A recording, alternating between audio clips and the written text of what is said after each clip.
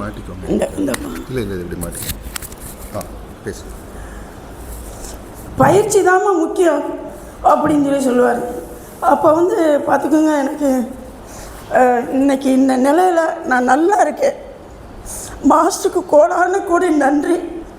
எனக்கு உண்மையிலே நான் சொல்கிறதுக்கு நான் இன்னும் வருத்தப்பட வேண்டாம். உண்மையை சொல்கிறதுக்கு எனக்கு 76 வயசு ஆகுது. சந்தோஷமாக இருக்கேன், பிள்ளைகளோட ஹாப்பியாக இருக்கேன். அப்படின்னா எதுக்கு காரணம்னா மாஸ்டர் மட்டும்தான். அவரை ஆணித்தரமாக பிடிச்சிக்கிட்டேன். உறுதியாக சொல்ல வேண்டிய விஷயம், நம்ம யாரையுமே நம்ப வேணாம், மாஸ்டர் மட்டும் நம்புங்க. அதுதான் நமக்கு உறுதியாக கடைசி வரைக்கும் துணையாக இருக்கிறது. எப்போவோ செஞ்ச சர்வீஸ் நமக்கு மாஸ்டர் பிரதட்சமாக செய்வார். அது சத்தியமாக சொல்ல வேண்டிய வார்த்தை. தயவுசெய்து சர்வீஸை விட்டுறாதீங்க. அதில் பெரிய சீக்ரெட் இருக்குது. மாஸ்டருக்கு ஆட்டோ பிடிக்கணும்னா சர்வீஸ்னால் மட்டும்தான் பிடிக்கும். அப்படி தான் நாங்கள் நூற்றாண்டு விழாவில் தான் எனக்கு பார்க்கக்கூடிய ஒரு பாக்கியம் கிடச்சிச்சு. எனக்கு இந்த ஆசிரமத்துக்குள்ள எவ்வளோ ஆசிரமம் போயிருக்கேன், வந்திருக்கேன். ஆனால் இந்த மதுரை ஆசிரமத்தில் உள்ளே நுழையும் போது பார்த்திங்கன்னா எனக்கு இதயமே அப்படியே உருக ஆரம்பிக்கும். அப்படியே கண்ணீர் மல்கும் உள்ளே நுழையும் போது. ஏன்னா நான் இப்போ எந்த இதுக்குமே போகிறது இல்லை. கங்காவுக்கு போனாலும் கூட 5 வருஷம் ஆயிடுச்சு. நான் போய் நடக்க முடியாதனால போகிறது இல்லை. எனக்கு எல்லாமே இங்கே மதுரை தான் எனக்கு எல்லாமே. இது எனக்கு ஒரு தாய் வீடு மாதிரி. நமக்கு இங்கே ஒரு வாய்ப்பு, எப்போ நம்ம மனசு கஷ்டமாக இருந்தாலும் இங்கே வருவோம், சர்வீஸ் பண்ணுவோம், கவலைகள் தீரும், மாஸ்டரோட பார்வை கிடைக்கும், அவரோட பிரசன்னத்தை உணரலாம்.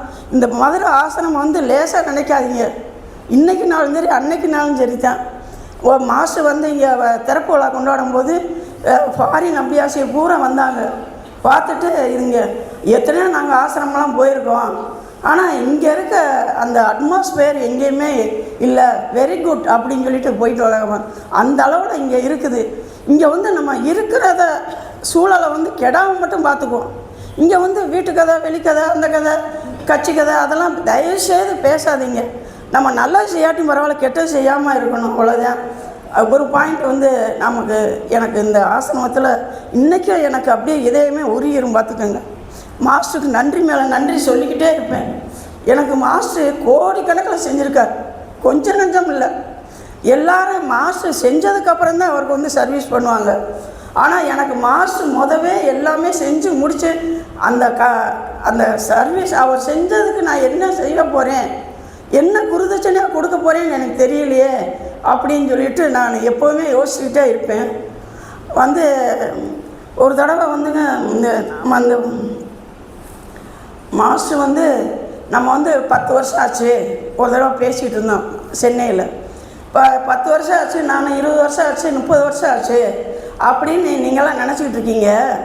நீங்கள் 10 வருஷம் 20 வருஷம் என்ன செஞ்சீங்க, என்ன செஞ்சுருக்கீங்க அப்படின்னு சொல்லிட்டு கொஞ்சம் நினச்சி பார்த்து ஒரு டைரி எழுதி வச்சிங்கன்னா அதை ரீட் பண்ணிங்கன்னா உங்களுக்கு தெரியும் அப்படின்னு சொல்லி சொன்னார்.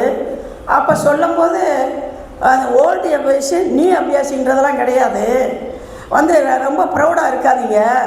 ஓல்டு அபியாசிலாம் இப்போ நம்ம இங்கேருந்து கங்காவுக்கு போகிறோம். கங்காவுக்கு போகும்போது 2 மாதத்துக்கு முன்னாடியே ஒருத்தவங்க சில பேர் டிக்கெட் எடுத்துடுறாங்க, ரிசர்வேஷன். ஒருத்தர் 1 மாதத்துக்கு முன்னாடி டிக்கெட் எடுக்கிறாரு.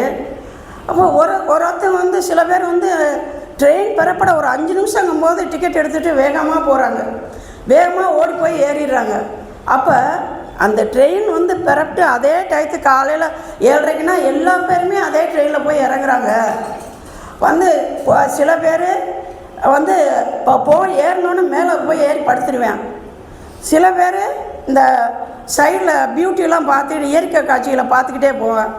சில பேர் என்ன செய்வாங்க, எல்லா சாப்பாடுகளை சாப்பிட்டுக்கிட்டு சுண்டல், கடலை, அது இது டீ அது குடிச்சிட்டு வடையில் சாப்பிட்டு போவாங்க.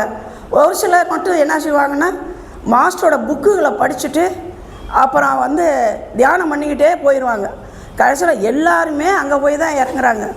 அப்போ நம்ம ஆன்மீகத்தில் நம்ம என்ன செஞ்சுருக்கோம், இந்த 20 வருஷம் 30 வருஷம் இந்த ட்ரெயின் பயணம் மாதிரி யாரை மாதிரி நம்ம இருக்கணும்னு சொல்லி நீங்கள் தான் முடிவு பண்ணிக்கணும் அப்படின்னு சொல்லி சாரி மாஸ்டர் சொன்னது எனக்கு ரொம்ப அந்த ஒரு அற்புதமான ஒரு இதாக இருக்குது. இன்றைக்கி சேர்ந்தாலும் சரி, நாளைக்கு சேர்ந்தாலும் சரி, முன்னாடி சேர்ந்தாலும் சரி, நம்மளுடைய ஆன்மா வந்து தீவிரமான ஒரு ஏக்கம், ஒரு பரிதவிப்போடு இருக்கணும்னு சொல்லி என்னோடய அனுபவத்தில் நான் உணர்ந்திருக்கேன். அப்புறம் வந்து பார்த்திங்கன்னா, இப்போ நான் வர்றது கூட முடியாத நிலையில் தான் இருந்தேன். மாஸ்டர் ஆட்டோக்காரங்களை வர சொல்லிட்டு கூட இங்கே போயிருங்க, வர வேணாம்னு சொல்லிட்டேன். மாஸ்டர் உங்களுக்கு விருப்பம் இருந்தால் செய்யுங்க, வர சொல்லுங்கள், வர்றேன், இல்லாட்டி வேணாம், நீங்கள் தான் போகிறீங்க, நீங்கள் தான் வாரீங்க, அவ்வளோதான் எனக்கு தெரிஞ்சது. மாஸ்டர் எது கொடுத்தாலும் இதே பூர்வமாக ஆத்மாத்மாக ஏற்றுக்கணும். அந்த ஒரு இது நம்ம ஏற்றுக்கக்கூடிய ஒரு இது இருக்கணும். அப்புறம் பார்த்துங்க, ஒரே ஒரு இன்சிடென்ட் மட்டும் சொல்லிடுறேன். ரொம்ப பேசினா அப்படியே எல்லோரும் இந்த அம்மா ரொம்ப பேசுவாங்கன்னு சொல்லிட்டு என்னை பேசிடுவாங்க. ஒரு தடவை குருநாதன் தம்பிகிட்ட வந்து சிட்டிங் எடுக்க வந்திருந்தேன். அப்போ தம்பி வந்து, அம்மா வெயிட் பண்ணுங்கள், ஒரு 5 நிமிஷம் மட்டும், ஒரு அபியாசி வர்றாங்க அப்படின்னு சொல்லிட்டு இருந்தாங்க. சரிப்பா வெயிட் பண்ணுறேன் அப்படின்னு சொல்லிட்டு, சரிம்மா நீங்கள் இவ்வளோ நாள் இருக்கீங்கல்ல, மாஸ்டர்கிட்ட என்னம்மா ப்ரேயர் பண்ணியிருக்கீங்களா அப்படின்னு. என்னப்பா மாஸ்டர்கிட்ட ப்ரேயர் பண்ணாமல் இருக்க முடியுமா? ப்ரேயர் பண்ணாமல் ஒரு நிமிஷமாவது ஓடுமா நமக்கு டயம், மூச்சு விட முடியுமா? அப்படி என்ன ப்ரேயர் பண்ணுவீங்க அப்படின்னு கேட்டார்.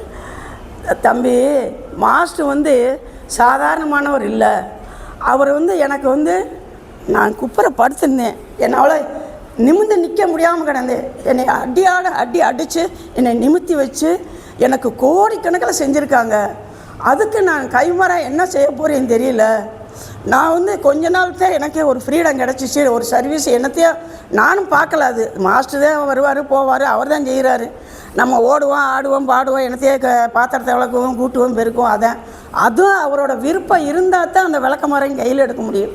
அவர் விருப்பம் இல்லாட்டி நம்ம ஒன்றும் செய்ய முடியாது. தம்பி, மாஸ்டர் எனக்கு கோடிக்கணக்கில் செஞ்சுருக்காங்க, என்னால் சர்வீஸ் பண்ண முடியலை, இதுக்கு மேலே நான் என்ன செய்யணுன்னே தெரியலப்பா அப்படின்னு. அதுக்கு என்ன செய்வீங்க, ப்ரேயர் என்ன வைப்பீங்க அப்படின்னு. எனக்கு நான் மட்டும் செஞ்சால் கூட எனக்கு பத்தாது சர்வீஸு. என்னோடய வழிவெளி வாசு வம்சம் பூரா, என் பேரன் பேத்தி எல்லாருமே மாஸ்டரோட காலடியில் வந்து கிடந்து எனக்கு நம்மளுக்கு செஞ்ச ஒரு இதில் செய்யணும், செஞ்சாலும் கூட பத்தாது. அதனால் நான் மாஸ்டர்கிட்ட அதான்ப்பா வேண்டுறேன், வழி வாசம் அம்சம் கூட விடவே கூடாது, மாசோட காலில் வந்து கிடக்கணும்னு சொல்லி சேலஞ்சோடு இருக்கேன் தம்பி அப்படின்னு சொன்னேன். சொன்னால் தம்பி இப்படி பார்த்துட்டு அப்படி சிரித்தாங்க. ஐயோ என்ன தம்பி என்ன சிரிக்கிறீங்க, நான் இவ்வளோ தூரம் ஆர்வத்தோடு வேகத்தோடு சொல்லிகிட்டு இருக்கேன், நீங்கள் என்ன சிரிக்கிறீங்க அப்படின்னு. அப்போ தம்பி சொன்னாங்க, என்ன அந்த தெய்வீக சிரிப்பு தம்பிக்கிட்ட, அப்படி ஒரு சிரிப்பு. என்ன தம்பி என்ன சிரிக்கிறீங்க அப்படின்னு கேட்டேன். அப்போ சொன்னாங்க, ஏம்மா இன்னும் அந்த வட்டத்துக்குள்ளேயே இருக்கீங்களே, இந்த வட்டத்தை விட்டு எப்போ வெளியே வர போகிறீங்க? நீங்கள் உங்கள் பிள்ளைய குட்டியை மட்டும் நல்லா இருக்கணும், மற்றவங்களாம் எப்படியா போகட்டும், இந்த உலகத்தில் இருக்கவங்களாம். ஏம்மா ஹெலன்லாம் இருக்காங்களே ஃப்ரான்ஸ் லேடி, அவங்கெல்லாம் எப்படி முடியாமல் இருந்தாலும் மெசேஜ் சொல்லி எல்லாத்துக்கும் உலக மக்களுக்கு பூராத்துக்கும் இதை சொல்லி இந்த மார்க்கத்தில் எவ்வளோ தூரம் இழுத்து விட்றாங்க, எல்லாத்தையும் ஆர்வத்தோடு வர வைக்கிறாங்க. நீங்கள் மட்டும் உங்கள் பிள்ளைய உங்கள் குட்டி மட்டும் நல்லா இருக்கணும் அப்படின்னு நினைக்கிறீங்களே, இது எந்த விதத்தில் நியாயம் அப்படின்னு சொன்னாங்க. உண்மையிலே சத்தியமாக இந்த 60ஆம் ஆண்டு விழாவில் அன்னைக்கு தான் எனக்கு இதே கதவு திறந்துருக்கு. ஆனால் எனக்கு தெரியல.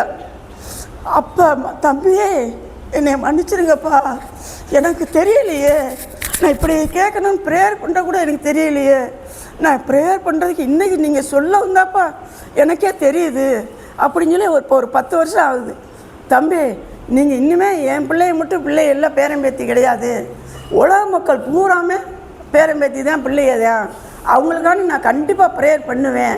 நைட்டு பெட் ப்ரேயரில் ஆத்மாத்மா கண்ணீர் மல்க ஒரு ஏக்க பாவனையோடு நிச்சயம் அவங்ககிட்ட ப்ரேயர் பண்ணும்போது மாஸ்டர் யாராருக்கு அதன் மூலம் யாராருக்கு எங்கெங்கேயோ சும்மா படுத்துருக்கவங்க ஹார்ட்டுக்குள்ளே கூட அந்த இது போய் அவங்களுக்குள்ளே சேர்ந்து அவங்க வரக்கூடிய ஒரு பாக்கியத்தை கொடுப்பாங்க.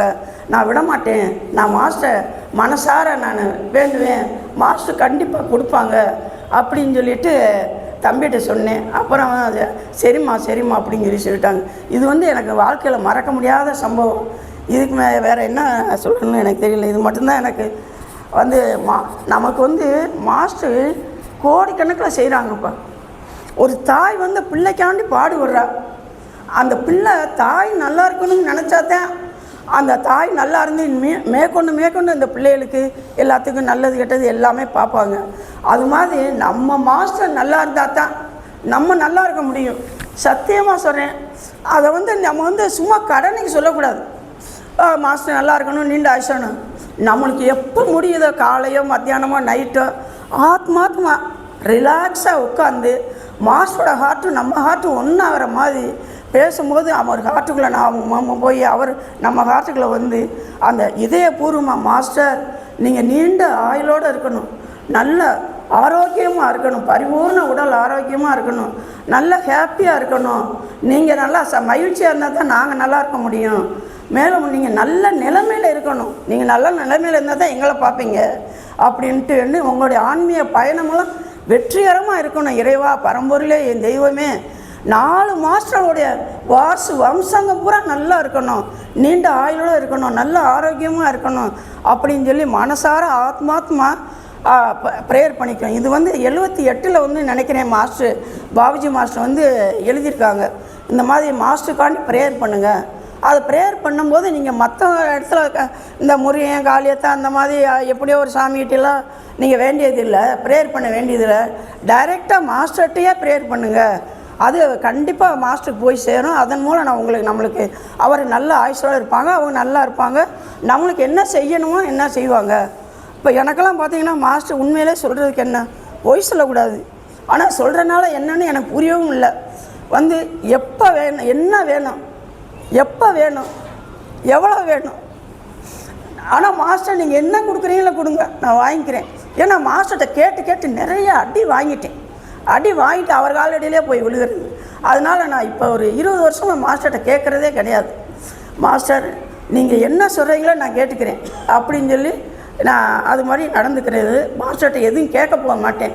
ஏன்னா கேட்டு ரொம்ப அடி வாங்கி, ஒரு சின்ன பிள்ளை வந்து தாய்கிட்ட வந்து ஐஸ் கேட்கும், ஐஸ் வேணாம்ப்பான்னு சொல்லும் தாய். ஆனால் வந்து அந்த பிள்ளை அடை முடித்து அந்த ஐஸை வாங்கி சாப்பிட்டுட்டு அந்த தாய் வாங்கி கொடுத்துருவா. வாங்கி கொடுத்து அது சாப்பிட்டுட்டு கடைசியில் என்ன ஆகும், சளி பிடிக்கும், இருமலாகும், திருப்பி அதை ஆஸ்பத்திரிக்கு அந்த தாய் தான் தூக்கிட்டு ஓடணும். அது மாதிரி மாஸ்டர் நம்மளை இட்டு ரொம்ப கஷ்டப்பட்டார் என்னைட்டெல்லாம். அதனால் இனிமேல் நான் மாஸ்டர்கிட்ட எதுவுமே கேட்க வேணாம், மாஸ்டர் நீங்கள் என்ன கொடுக்குறீங்களோ அதை நான் இதயபூர்வமாக வாங்கிக்கிறேன் மாஸ்டர். ஏன்னா அவர் என்ன நம்மளுக்கு செஞ்சாலும் அதில் வந்து நமக்கு ஒரு காரணம் இருக்கும், காரணம் இல்லாமல் இருக்காது. ஏன்னா வந்து நமக்கு பின் விளைவு என்னான்னு தெரியாது, இந்த இதில் போனோம்னா என்ன பின் விளைவுன்னு நமக்கு தெரியாது. அதனால் மாஸ்டர் எது கொடுத்தாலும் நம்ம ஏற்றுக்கிறோன்னு, அதுதான் உண்மை நமக்கு. அது துன்பத்தை பற்றி கவலையே படாதீங்க, சத்தியமாக சொல்கிறேன். என்ன படாத பாடு இல்லை, சத்தியம் கவலையே படாதீங்க. ஒவ்வொரு துன்பத்துலேயும் பார்த்தீங்கன்னா ஒரு பூ பூக்கும், ஒரு பிஞ்சு விடும், ஒரு காய் காய்க்கும், அப்புறம் அந்த பழமாகும். அப்போ தான் நம்மளுக்கு அதோட இது அருமை தெரியும். பார்த்துக்கோங்க.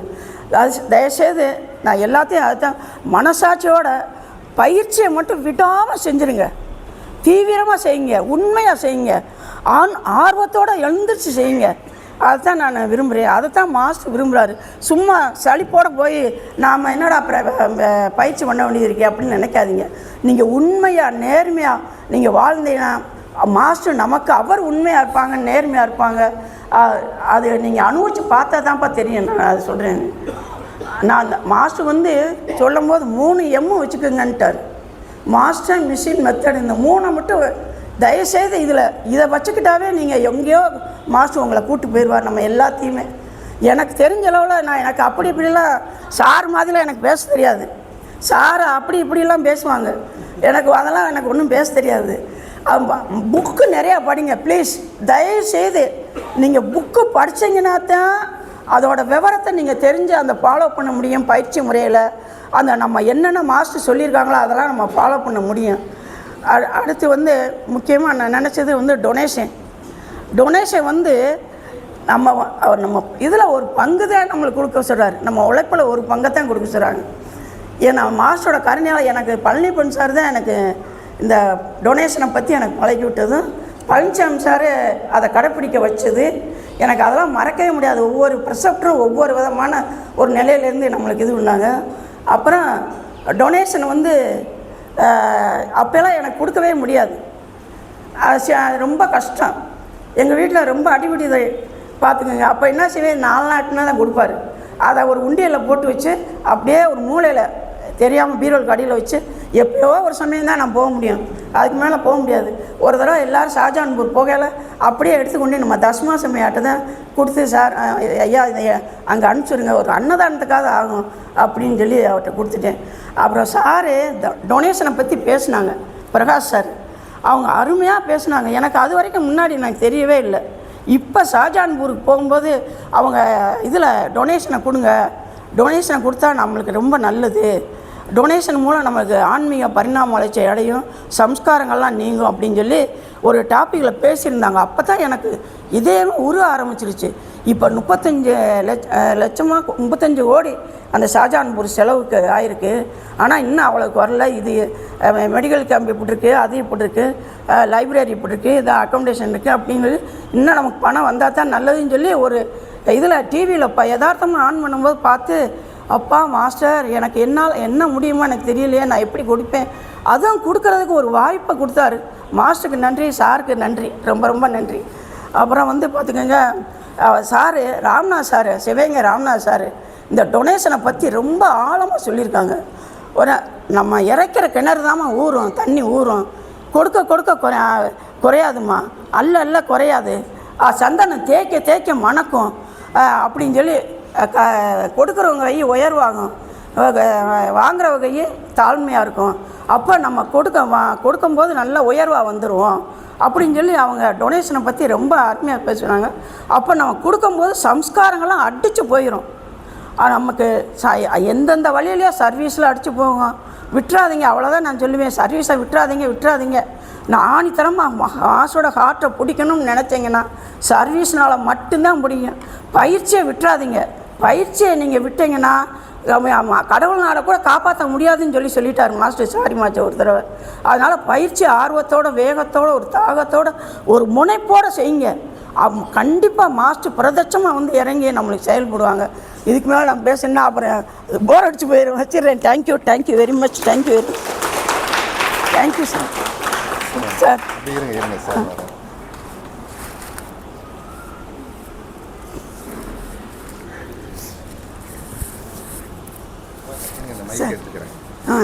சரி, ரொம்ப சந்தோஷம். Thank you sir.